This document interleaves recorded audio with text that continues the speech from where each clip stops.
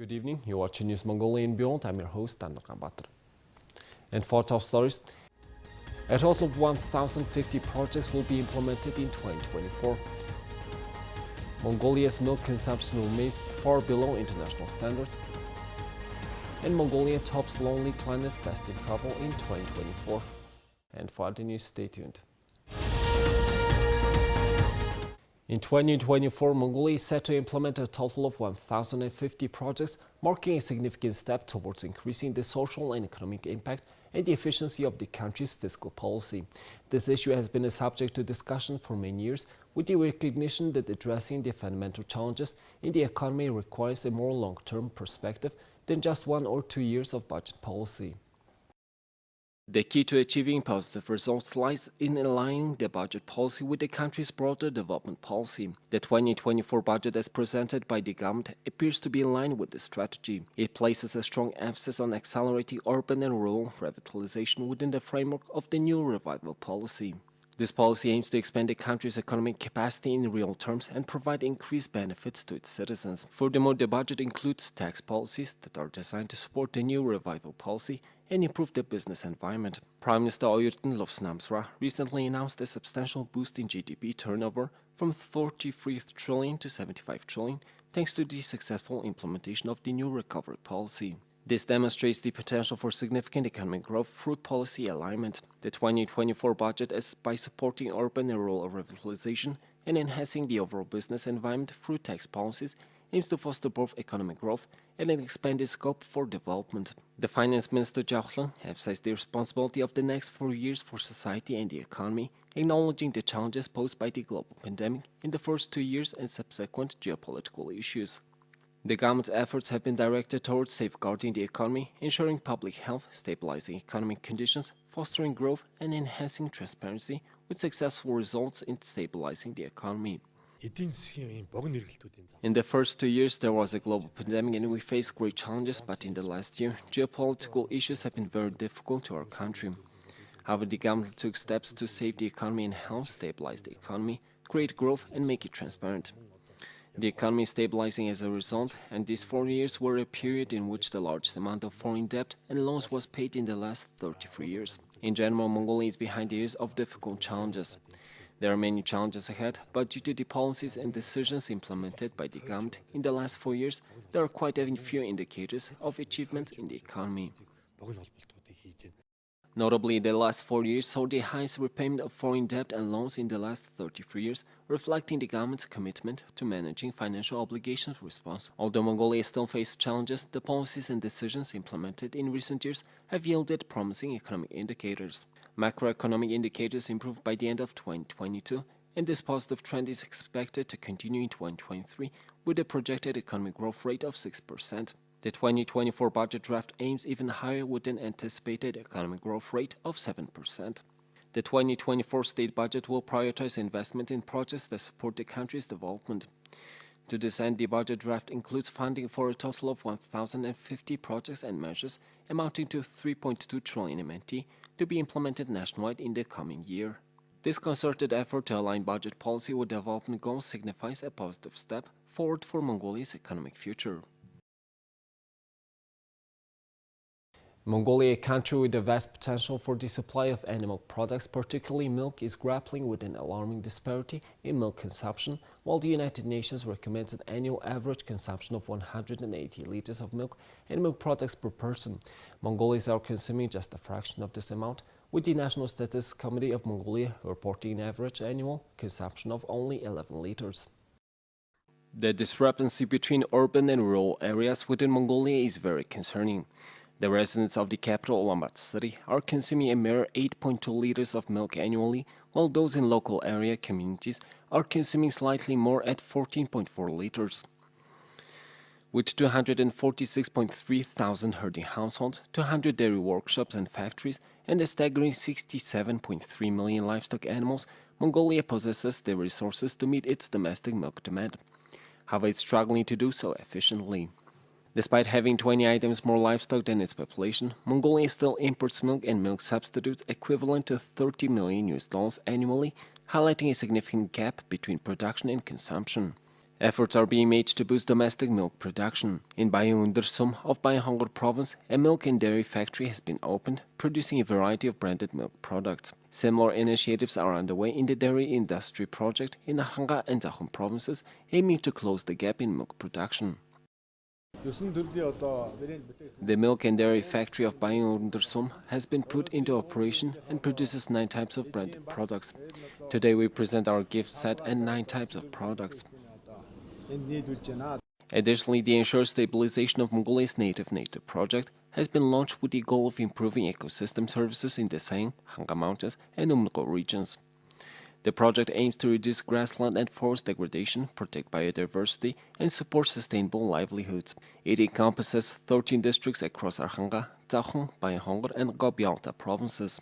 Furthermore, the Ministry of Environment and Tourism is actively promoting environmental protection, expanding the network of protected national areas, reintroducing rare species, enhancing nature conservation activities, improving animal product quality, and facilitating the direct delivery of products from herders to consumers. We are supporting activities such as environmental protection, expansion of the network of especially protected national areas, reintroduction of rare species, strengthening of nature conservation activities through the creation of friendships by herders themselves, improvement of animal products, and delivery of products from herders to consumers, etc. Mongolia's unique environmental challenges, including poorly developed soil and the cessation of soil formation in 90% of the country, are compelling herders to take measures to protect their homeland. The potential for Mongolia to significantly increase milk production and meet domestic needs is evident, but it requires concerted efforts from both government initiatives and the private sector to bridge the existing gap in milk consumption. The renowned travel guidebook publisher Lonely Planet has just unveiled its annual Best in Travel winners for 2024, celebrating the company's 50th anniversary by spotlighting 50 travel destinations recommended for the upcoming year. These recommendations span the world's best countries, regions, cities, sustainable spots, and valuable destinations. Mongolia tops the best countries list for its breathtaking nature and wildlife. Mongolia also recently secured the top spot on the Time Out's list of underrated travel destinations, solidifying its appeal to travelers seeking a unique adventure. With its high-altitude mountains and the bustling city of Ulaanbaatar, where modern life meets traditional Mongolian culture, Mongolia is a must-visit destination. As part of the government of Mongolia declaring 2023 through 2025 the years to visit Mongolia, visitors from 34 countries are temporarily exempt from visa requirements for tourism purposes for stays of up to 30 days through the end of 2025. The list includes European countries, Australia, and New Zealand. India is a country known for its incredible diversity, claimed the second spot on the Lonely Planet list, thanks to an abundance of new flights connecting major Indian cities like Delhi, Goa, and Kerala. With Europe and the United States, India is rapidly becoming more accessible to travelers. Saint Lucia, a gem of the Eastern Caribbean, secured the third spot on Lonely Planet's recommendation for 2024. This small island nation is a mesmerizing blend of mountains and pristine beaches, making it a world-renowned holiday destination. These top 3 destinations are part of Lonely Planet's broader list of 10 countries to visit in 2024. The other countries on the list are Mexico, Morocco, Chile, Benin, Uzbekistan, Pakistan, and Croatia, each offering unique charms and attractions. Thank you for staying with us. Now let's take a look at the currency exchange rates provided by Mongol Bank.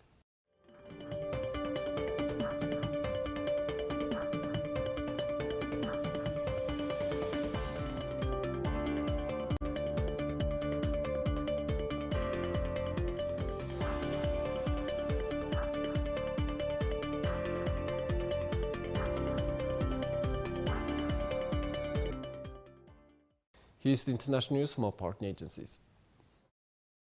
U.S. Secretary of State Lloyd Austin welcomed Australian Deputy Prime Minister and Minister of Defense Richard Marles to the Pentagon Tuesday for an enhanced honor cordon ceremony and meeting to discuss the United States-Australia alliance. The two leaders affirmed their commitment to deepen defense cooperation through Defense Technology Collaboration Force posture initiatives and the trilateral AUKUS partnership with the United Kingdom. Austin expressed gratitude to his counterpart for the shaped vision of the Indo-Pacific as a region that is free, open, and secure. The defense ministers highlighted the accelerated delivery of U.S. Black Hawk helicopters after Australia ditched its fleet of MRH-90 Taipan helicopters following a crash in July that killed 4 soldiers. We share a vision with our friends across the Indo-Pacific of a region that is free, open, and secure. And we're committed to making that vision a reality. We're investing in each other, whether through U.S. support for Australia's guided weapons and explosive ordnance enterprise, or by working together on AUKUS. And we're not letting up. In fact, we're speeding up. We're accelerating the delivery of Black Hawk helicopters that you ordered earlier this year. The first arrived in Australia just a few months ago, and more are on the way and coming even faster. The Australian fleet of more than 40 European-designed Taipans was grounded in July when one crashed into the Pacific Ocean during a nighttime training operation in the Whitsunday Islands off the northeast Australian coast. Marles expressed that speeding up the acquisition of the Black Hawk helicopters is something that Australia really appreciates. Marles said he was grateful for the shorter time frame of delivery, calling it an example of America standing up for Australia in a moment when needed. Marles also touched on Australia purchasing nuclear-powered attack submarines to modernize its fleet amid growing concerns about China's influence in the Indo-Pacific region. The purchase agreement for up to 5 Virginia-class submarines was announced earlier this year when President Joe Biden, Australian Prime Minister Anthony Albanese, and UK Prime Minister Rishi Sunak met in San Diego for talks on the 18-month-old nuclear partnership known for the acronym AUKUS. The AUKUS agreement announced in 2021 paved the way for Australia to get access to nuclear-powered submarines, which are stealthier and more capable than conventionally powered boats. Coming out of OSMIN and coming out of the announcement of Australia's acquiring a nuclear-powered submarine capability through the help of both the United States and the United Kingdom under the banner of AUKUS. This is a really important visit in terms of progressing that. There's much to talk about in terms of the detail of that, but we're also acutely aware that legislation which will underpin that is making its way through the Congress as we speak, and we really thank the administration and particularly you, Secretary Austin, for the efforts that you've made to see that progresses in the way that we need it to. Regarding the latest global threats, Russia's ongoing invasion of Ukraine and the Middle East conflict, as well as the build of military presence in China, they spoke on meeting those challenges together. Thanks for your leadership and for all that you're doing. Israeli President Isaac Herzog on Tuesday called on nations around the world to protect and support their Jewish populations amid the rise of anti-Semitic rhetoric during the ongoing Israel-Hamas war. The president said Hamas, Al-Qaeda, and Islamic State sought to ban us all from the face of the earth, and fighting would expand to Europe if Israel was defeated. This is a message that must be heard loud and clear. When they say from the river to the sea, they say without any Jews. When they demonstrate on campuses against Israel, that means without Jews. When they criticize Israel fighting for its, defending its people and fighting against the most brutal attack that humanity has seen in last generation, they mean no Jews. This is a fight not only against Israel, it's a fight against anti-Semites all over the world, and we are here to strengthen our brothers and sisters of Jewish communities all over the world, to show solidarity with them, because we are all in this together. We support the Jewish communities. We call upon world leaders and upon each state's leadership to make sure that Jews are protected and defended, and that the fight against anti-Semitism is covered in all layers of the legal and law enforcement systems, so that Jews will not be hurt. Hamas, Al-Qaeda, and ISIS are all there together wishing to ban us all from the face of the earth.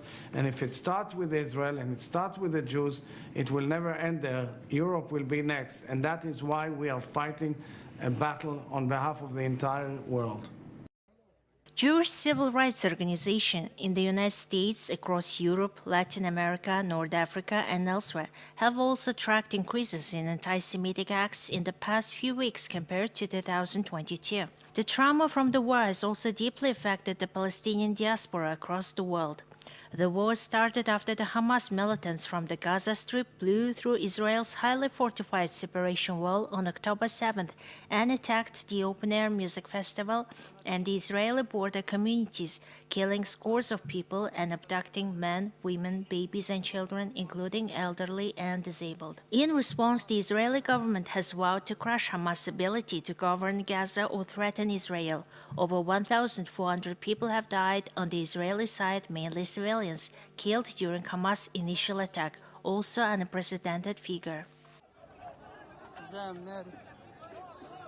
Docked in the shallows of an industrial edge of the South Bronx, the Veron Seabain Correctional Center is a 5-story jail barge that stretches in the length of 2 football fields, resembling a container stacked with cargo. It arrived in 1992 as a temporary measure to ease overcrowding on Rikers Island, the city's main jail complex for detainees awaiting trial. 3 decades later, the 800-bed lockup, believed to be the last operating prison ship in the United States, is finally closing down. It will be fully vacated by the end of this week, officials said, as part of a broader plan to replace the city's long-troubled correctional system with a network of smaller jails. For now, most of the roughly 500 detainees incarcerated on the ship will be transferred to Rikers Island, according to the Department of Correction, though the jails there are eventually supposed to close down too. Detainees and advocates have long regarded the boat as a grim vestige of mass incarceration, an enduring symbol of the city's failures to reform dangerous jails that exist on the periphery of the New York, largely out of sight of many residents. In recent years, the unusual nautical jail has drawn attention primarily for its failures. Last September, a 44-year-old man, Gregory Avocado, jumped from the top of the ship to his death. The year before, Stephen Hadu, 24-year-old, died after contracting a form of treatable meningitis while in custody. It's good that the mayor, the city is moving forward with closing the boat, but transferring people from the boat to Rikers Island is not a good solution, and we need to make investments in communities and address the mental health crisis of half of the population that's on Rikers Island, because that transfer is just, shifting people from the frying pan into the fire. The last of an armada of floating jails used by New York City in the late 1980s and early 1990s, the Vernon Seabain sits across the river from Rikers Island between a wastewater treatment plant and a wholesale fish market.